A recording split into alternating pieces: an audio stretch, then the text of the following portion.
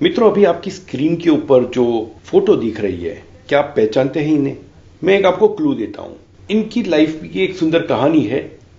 एक बार पेड़ से उन्होंने सेब के फल को गिरते हुए देखा और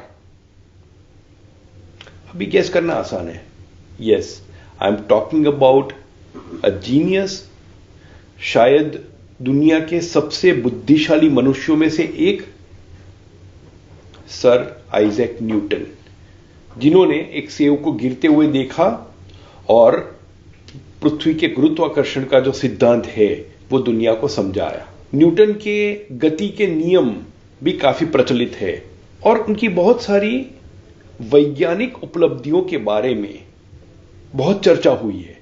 और ये वैज्ञानिक उपलब्धियों के बारे में, एक वैज्ञानिक के बारे में हम जेएम फाइनेंशियल के वीडियोज इन हॉराइजन जो फाइनेंशियल मैटर्स की बात करते हैं उसमें क्यों ला रहे हैं? क्योंकि सर आइजैक न्यूटन इतने बड़े वैज्ञानिक, इतने होशियार होने के साथ साथ उनका जो काम जो है वो केवल विज्ञान से सीमित नहीं था। एक समय पर इंग्लैंड की रॉयल मिंट उसके वार्डन थे। रॉयल मिंट मतलब जो कंपनी या तो जो संस्था करेंसी प्रिंट करती है, सिक्के, नोट्स वगैरह बनाती है, वो कंपनी के वार्डन थे, मतलब इंचार्ज थे।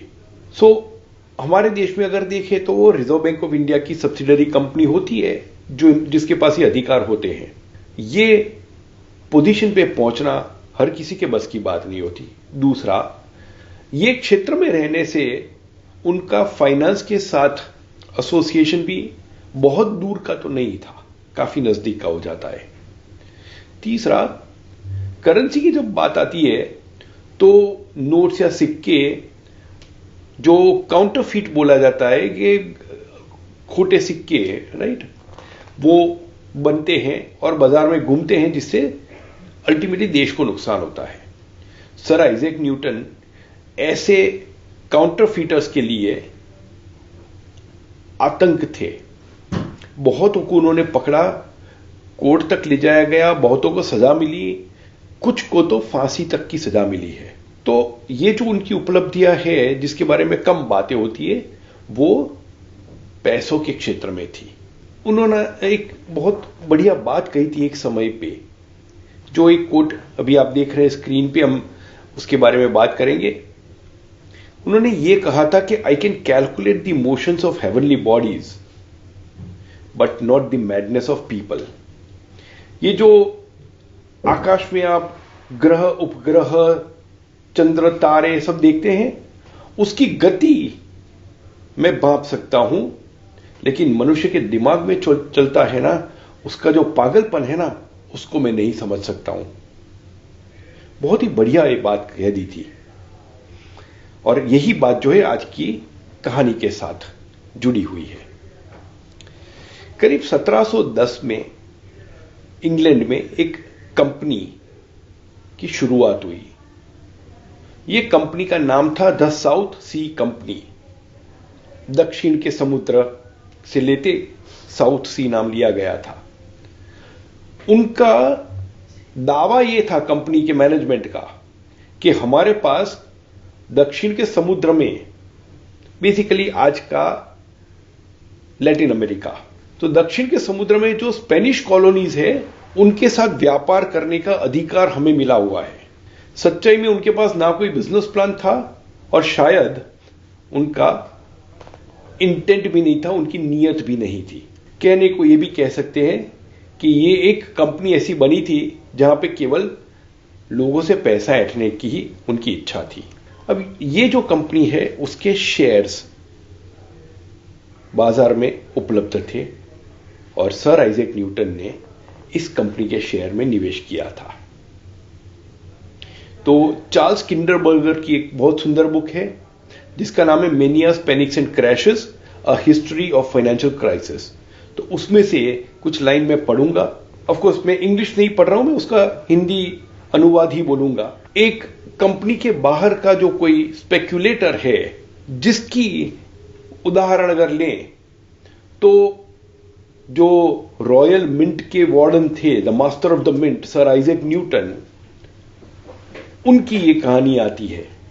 और ये कहानी ऐसी है कि 1720 में अप्रैल को उन्होंने साउथ सी कंपनी के शेयर जो खुद के पास थे वो बाजार में बेच दिए, और वो बेचने के बाद उनके हाथ में जितना निवेश किया था उतना मुनाफा हुआ, या तो उनका पैसा डबल हुआ कुछ थोड़े समय में।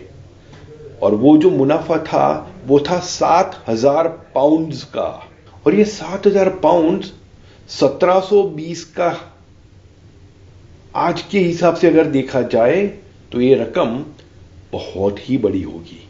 तो उतना मुनाफा किया, लेकिन कहीं ना कहीं पे क्योंकि उन्होंने पैसा निकाल दिया, शेयर्स बेच दिए, उसके बाद भी कीमतें बढ़ती रही, तो सर आइजैक न्यूटन को फिर रहा नहीं गया, अपने इमोशनल अर्जिस पे वो काबू नहीं कर पाए। और वैसे बाहर का माहौल था ये था कि लोगों को सबको तेजी ही नजर आ रही थी ये स्टॉक में।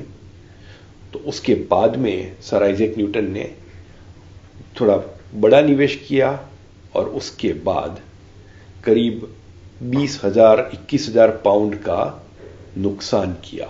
समझदार व्यक्ति, होशियार व्यक्ति, रैशनल, जो सोच समझ के कैलकुलेशन करके बात करेंगे, साइंटिफिक दिमाग वाले, पहली बार 7,000 पाउंड का मुनाफा करने के बाद रहा नहीं गया, दूसरी बार पीक पे आए, तेजी के ऊपर पे आए, और उसके बाद जितना मुनाफा किया तो उसका करीब करीब 3 गुना नुकसान किया।